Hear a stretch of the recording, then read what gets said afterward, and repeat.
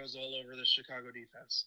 I know that Khalil Mack was just voted to the Pro Bowl, but I think that was by name recognition only. He has not been all that great this year. So I think that Patrick Mahomes obviously is a must start.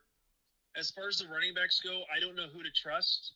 So I don't know who to start. So I'm avoiding that backfield if you can. You're going to start Tyreek Hill and Travis Kelce. Really, that's about it. And obviously, the kicker, Harrison Butker, even in the win, I think that he is a solid enough kicker that he is going to provide, kicker value.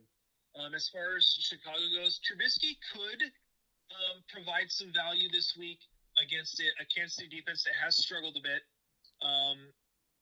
They're basically all or nothing. Either they completely shut down an offense, or they let everyone just walk right over them. So David Montgomery, while it's a good matchup for him, I don't necessarily like him this week. I think he's a flex play at best. But I do think that both Anthony Miller and Allen Robinson should be in for okay games. So I think that Kansas City wins this one. I'm going to say 28-17. Actually, you know what? I'm going to go with the Bears. Wow. I am, for some reason or another, Soldier Field's mystique, how cold it gets. I'm going to give the Bears a nod in this one, 24-20. Mahomes better have some good gloves. They better throw a lot of rockets. And who's to say that the wind doesn't get a hold of them? So I'm going to go with the Bears. And finally, on the Monday night game, the Green Bay Packers taking on the Minnesota Vikings indoors. All right. Well, since this one's indoors, it's in Minnesota. I still don't think that Kirk Cousins can beat his 0-8 record. I think he goes to 0-9 as a quarterback on Monday Night Football. I think that Green Bay does win this one. I think that Rodgers will put up enough in the pass offense. And Aaron Jones has been very, very good. Not only running the ball, but also catching on backfield. So Devontae Adams has been a monster over the last few weeks, finally really getting into his own after finally fully recovering from the toe injury. And so he should be really should be a great contributor this week to fantasy teams.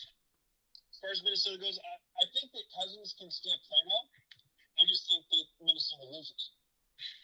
I think that their defense will give up enough points to give the game to Green Bay. So Dalvin Cook, we're still not sure whether or not he is actually going to start. He says he's going to start, but we don't know whether or not he is going to be really healthy enough to go the whole game. And so it's kind of a dice roll on whether or not to play him. I think if you can pick up Mike Boone, as the backup, who played very well last week against the Chargers. I believe it was the Chargers. I think that if you can pick up Mike Boone, you have the option so they can know if it's a game time call for Cook and you can put in Mike Boone. I think that would be a good option. Diggs, obviously I trust Diggs over Thielen. He's been healthy the whole season. Thielen's just getting back from the hamstring injury. And Kyle Rudolph has been playing better as of late. Again, overall, I think that Green Bay wins this one. I'm going to say late game heroics. The Green Bay Packers win it 27-24. Yeah, Green Bay 27-24. All right, I'm going to go with the Packers 27-20.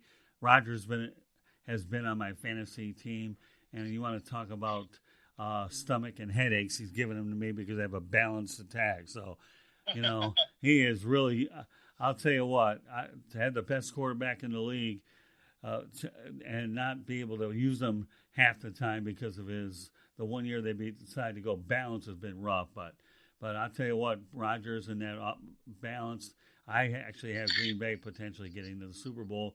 And all roads lead through Lambeau, and they need a win here against Minnesota, and they should easily roll by the Lions on my birthday the following Sunday. So, Green Bay 27-20 over Minnesota. So, with that said, that concludes our edition of Fantasy Football. Ryan Schoolroot and I, we look forward to doing the show again next year, but we'll be keeping you updated throughout the year with Ryan being our football insider a couple of times a month, and he'll make occasional appearances on the Sports Exchange. And, Ryan, you can be our Seattle correspondent, give us some Pacific Northwest Developments. How does that sound? Sounds good. All right, but meanwhile, I want to thank you much for doing this all year, and we hope everybody benefits from the information and knowledge that you've provided. So, once again, folks, it's been a pleasure having you listen to these Sports Exchange episodes, and Ryan's done such a great job. He'll be invited back next year, and you'll be hearing more about him on the South Florida Tribune Broadcasting Network. And Ryan, before we close, why don't you go ahead and tell people how they can reach you? Well, they can reach me through SkullKingFootball.com or through our Facebook page. Again, it should be Skull King Fantasy Football through Twitter. I believe it's Skull King FB, and Instagram Skull King Fantasy. I think it's Skull King Football. So. All right, Ryan, that'll wrap it up for us here on this end. Thank you very much for being on the program, the Sports Exchange, as well as our fantasy football broadcast. And once again, we'll be in touch so we can find more air time to get you on here. So thank you very much, Ryan. Appreciate everything you've done for us all year. Look forward to a long, continued relationship with you. Okay, buddy? It's been a fun year. Thank you so much. You're welcome.